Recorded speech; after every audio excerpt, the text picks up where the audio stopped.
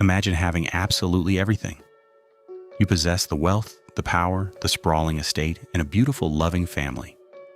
Now imagine every single piece of that perfect life being violently ripped away in the blink of an eye, leaving you entirely at the mercy of shadows.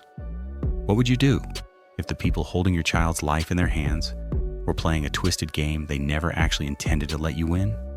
Welcome to the ultimate nightmare of every parent, captured brilliantly in the 1996 cinematic masterpiece, Ransom. We are dropping right into the exact moment the traditional hostage playbook is thrown into a blazing fire.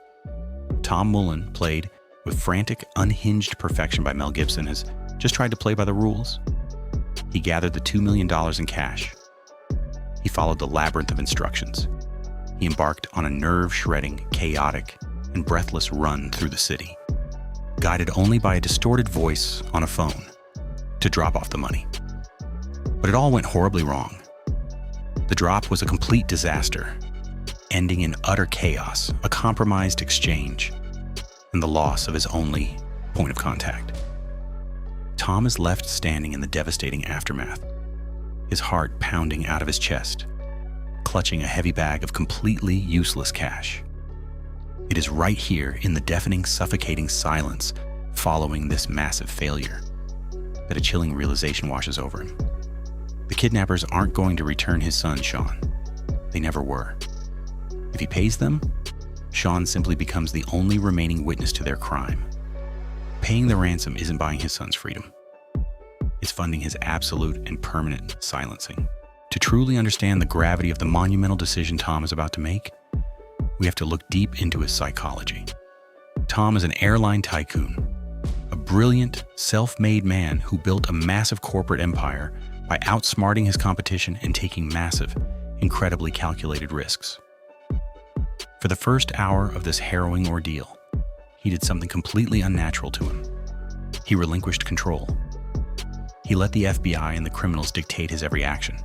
He was reactive, terrified, and visibly shrinking under the crushing weight of his own despair. But as he stands there fully realizing the fatal flaw in the captor's logic, you can visibly see the gears shifting in his mind. The raw terror in his eyes slowly hardens into something infinitely more dangerous. Pure, unadulterated resolve. He realizes that as long as the syndicate controls the narrative, his family is doomed. He has to flip the entire board. He has to completely strip away their leverage and turn the hunters into the hunted.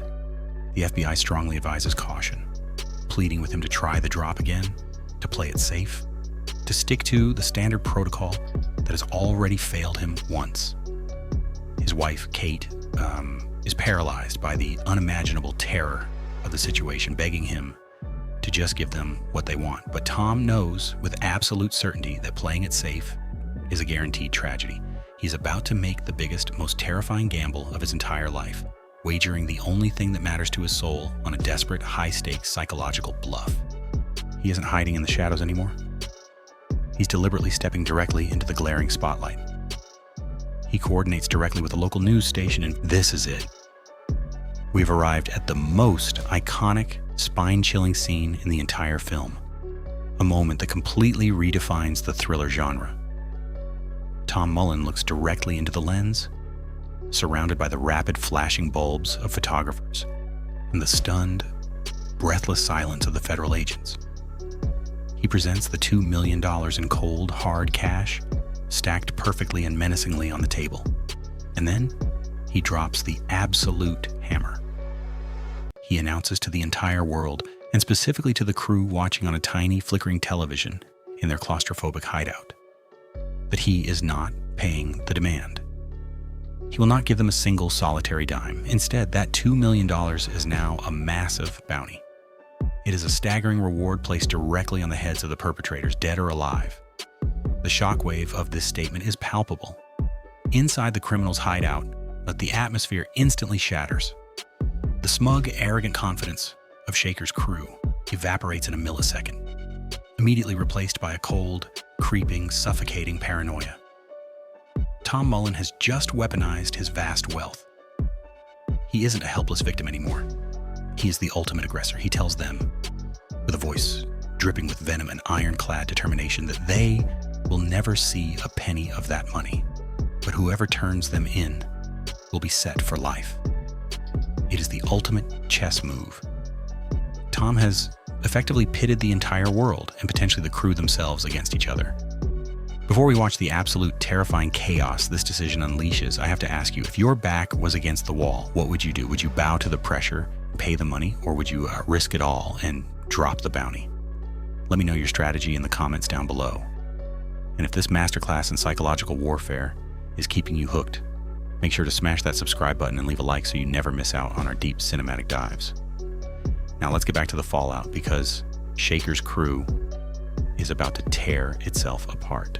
The sheer brilliance of this narrative pivot is how it completely deconstructs and destroys the traditional heist dynamic from the inside out. Jimmy Shaker, the brilliant, calculated orchestrator of this entire nightmare, suddenly finds himself trapped inside a high-pressure cooker of his own making. The $2 million bounty does exactly what Tom furiously hoped it would. It instantly plants the toxic seed of ultimate betrayal. $2 million is a lot of money to split among a crew, but it's an even better, life-changing payday for just one person who decides to turn state's witness and sell out the others. The sheer brilliance of this narrative pivot is how the syndicate responds to Tom's massive gamble. Jimmy Shaker, the calculated orchestrator of this nightmare, realizes his meticulously crafted plan is slipping. Instead of backing down, he strikes back with ruthless, terrifying precision by targeting the emotional core of the family. The mother, Kate. In a devastating move to completely break their resolve and regain control, the crew orchestrates a horrific delivery. They force Kate to discover her missing son's stained, damaged outfit. It is a calculated, sickening blow designed to shatter any remaining hope. The agonizing sight of the clothing completely breaks Kate. She is physically consumed by the unbearable grief, pleading desperately with Tom to simply cancel the bounty, take back the broadcast, and pay the perpetrators whatever they want. This is the moment the impenetrable armor should shatter. It's the ultimate horrific test of a father's resolve. But instead of caving to the terror, Tom does the absolutely unthinkable. He doesn't just hold the line, he fiercely escalates the war. He goes back on the offensive and publicly doubles the massive bounty. He announces to the world that the reward to bring the crew to justice is now a staggering $4 million. He refuses to give in to the intimidation, pushing all his chips to the center of the table, even as the cost to his soul and his marriage becomes visibly immeasurable. The tension reaches a boiling point when Shaker, desperate to regain his leverage, forces Tom into a devastating phone call. Shaker makes Tom listen to his terrified son, Sean. This is the moment the armor almost cracks. It's the ultimate test of Tom's resolve. The sound of his boy's voice, crying out, pleading for his father, is enough to break any human being. And indeed, the FBI is screaming at Tom to back down. His wife is physically collapsing from the grief, and the audience is agonizing over whether Tom's gamble is going to cost the ultimate price. Shaker fires a weapon near the phone, creating a terrifying ambiguity. Is the boy gone? Has Tom pushed too far? The sheer emotional weight of this sequence is staggering. It asks a profound question.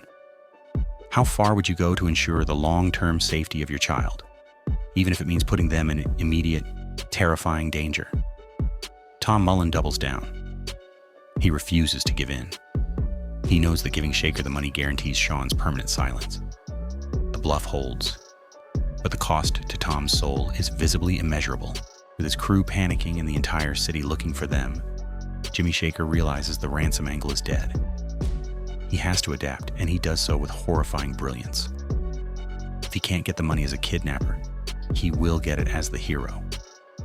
In a sequence of breathless, pulse-pounding action, Shaker orchestrates a fake raid on his own hideout. He turns his weapon on his own accomplices, eliminating them in a chaotic, smoky shootout to cover his tracks. He stages the scene perfectly, framing his dead partners as the sole perpetrators. Then, playing the part of the brave, wounded detective who found the boy, he rescues Sean. The audacity of this move is staggering. He is using his badge perfectly insulate himself from the crime he masterminded. When the real authorities arrive, Shaker is hailed as a hero. He has saved the Mullen boy, wrapped up the kidnapping ring, and positioned himself to legally claim the $2 million reward Tom broadcasted to the world. It is a masterful villainous pivot that leaves the audience completely breathless. The immediate aftermath of the rescue feels like a massive, collective exhale, but it is a deeply unsettling, false peace. Sean is returned to his parents in a deeply emotional, tear-jerking reunion. The nightmare, on the surface, seems to be completely over. Tom and Kate have their boy back in their arms, and the perpetrators are seemingly dealt with for good. Jimmy Shaker, wearing his arm in a sling to sell his heroic injuries, plays the humble, dedicated public servant beautifully. He visits the Mullen home, sitting comfortably in their luxurious living room, soaking in their immense, tearful gratitude, just patiently waiting for his massive payday to clear. But there is a lingering, sickening dread bubbling just beneath the surface of every scene. The audience knows the terrifying truth, and watching this absolute wolf sit comfortably in the living room with the very sheep he tormented is purely agonizing. Shaker is so incredibly close to getting away with the perfect crime. He has outsmarted the FBI, he has outmaneuvered Tom, and he is about to walk away with millions of dollars completely cleanly and legally.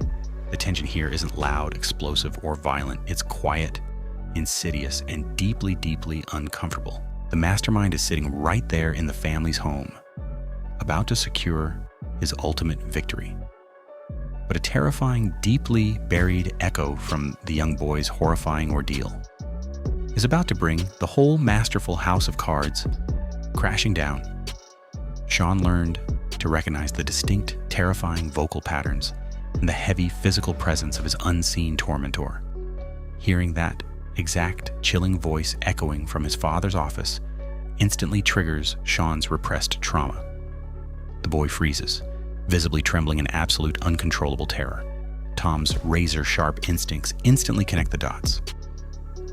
The realization hits him like a runaway freight train. The man sitting comfortably in his study, the man he is about to hand a multi-million-dollar check to, is the very monster who orchestrated this entire nightmare. The rapid transition from profound gratitude to absolute, burning, uncontrollable rage is instantaneous. Once isolated in Tom's vehicle, the terrifying chess match enters its final stage. Tom executes a brilliant, incredibly high-stakes covert move. He picks up the car phone, pretending to call his pilot, but in reality, he dials the lead FBI agent. Using perfectly coded language, Tom subtly feeds the authorities their exact destination while Shaker sits mere inches away, completely oblivious. They arrive at the bank and physically go inside. For a few agonizing minutes, the tension inside the sterile bank lobby is absolutely suffocating as the teller processes the massive transaction. Shaker believes he has won. The transaction is completed and Tom and Shaker exit the bank. But Tom's secret call worked perfectly, and the police and FBI have converged outside the doors. As soon as they walk out, two officers step up to detain Shaker. Shaker's pristine facade completely shatters. In an absolute panic, he draws his weapon and shoots the officers. Tom immediately lunges at his captor, knocking him to the pavement. The two men fiercely struggle and hurl each other through a massive glass store window, spilling the brutal, ugly fight directly onto the street. This isn't a highly choreographed, clean martial arts sequence.